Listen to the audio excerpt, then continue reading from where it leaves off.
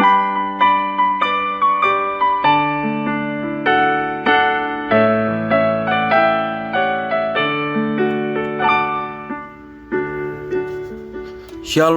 salam sejahtera bagi Bapak Ibu, Saudara-saudara, anak-anak yang dikasihi oleh Tuhan Yesus Kristus.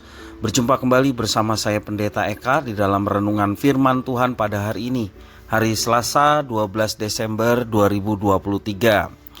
Sukacita dan damai sejahtera dari Tuhan kita Yesus Kristus kiranya menyertai kehidupan kita sekalian. Puji nama Tuhan. Pembacaan firman Tuhan hari ini sampai pada pembacaan 2 Korintus pasal yang kedua. Kiranya firman Tuhan yang kita baca sungguh memberkati hidup kita sekalian.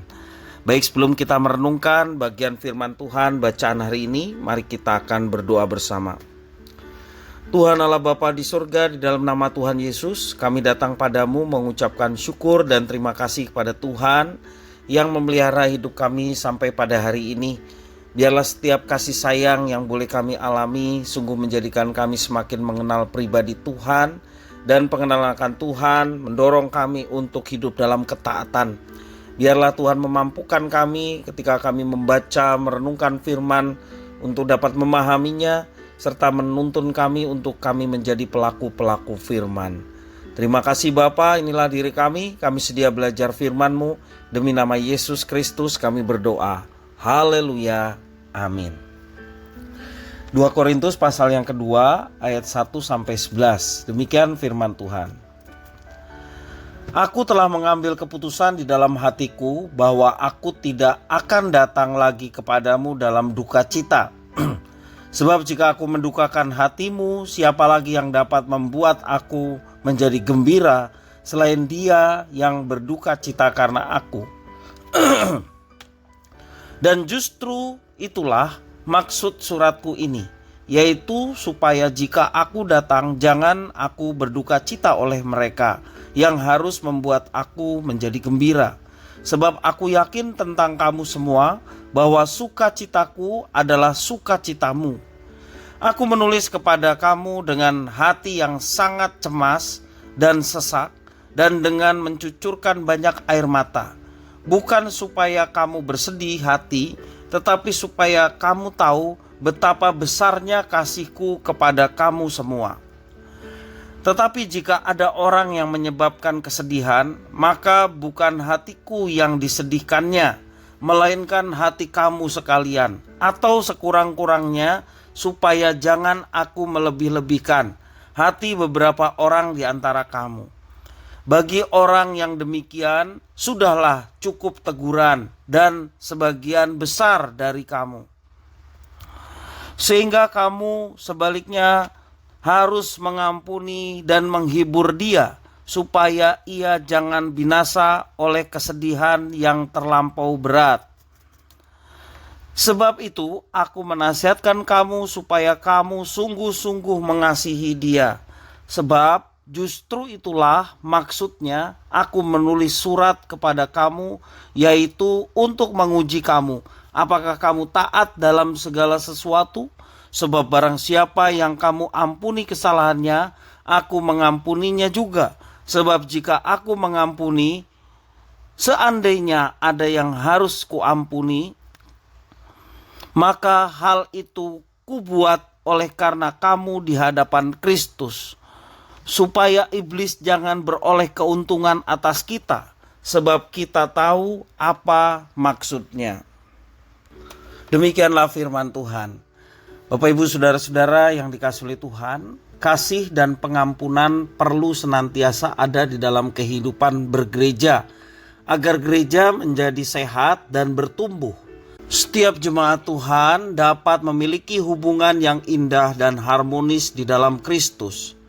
Maksud Paulus menunda kunjungannya adalah agar jemaat di Korintus mendapat kesempatan untuk memperbaiki masalah-masalah internal jemaat.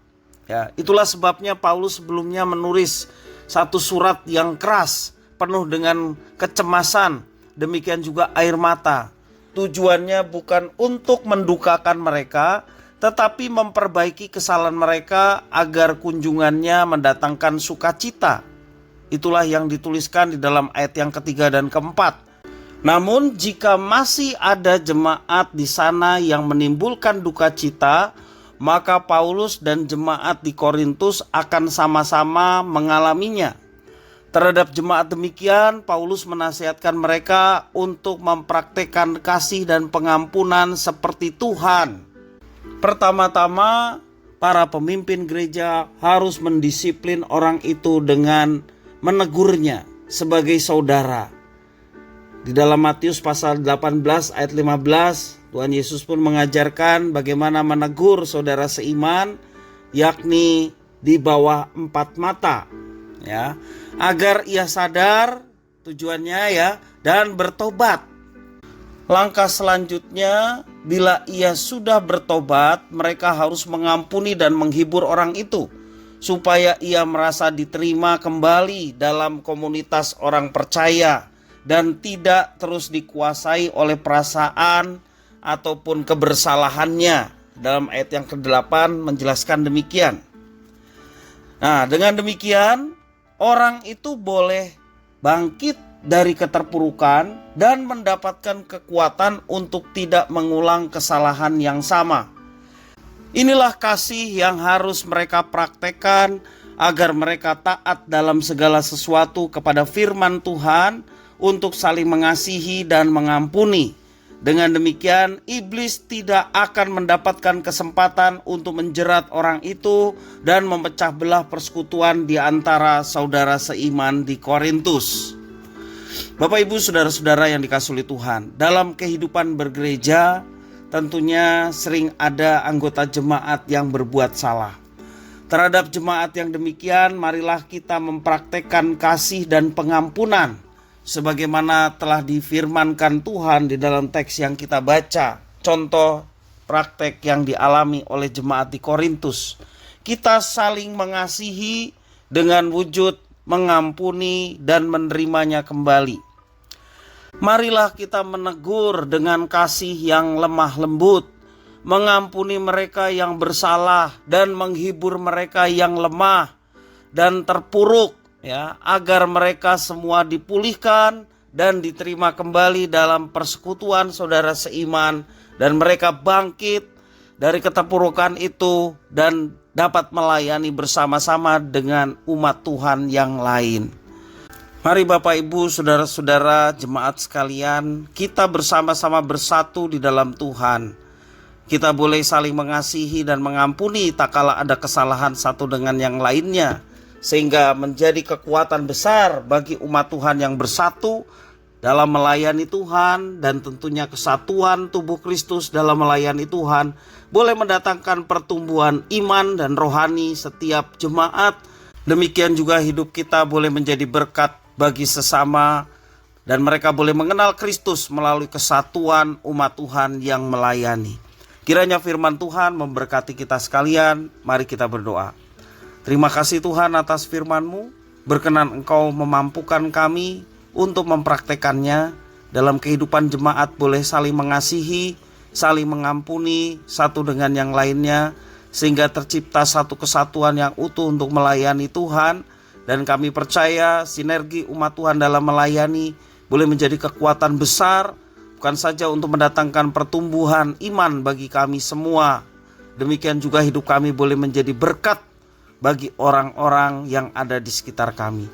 Terima kasih ya Tuhan, inilah diri kami sedia untuk menjadi pelaku-pelaku firman. Demi nama Yesus Kristus kami berdoa. Haleluya. Amin.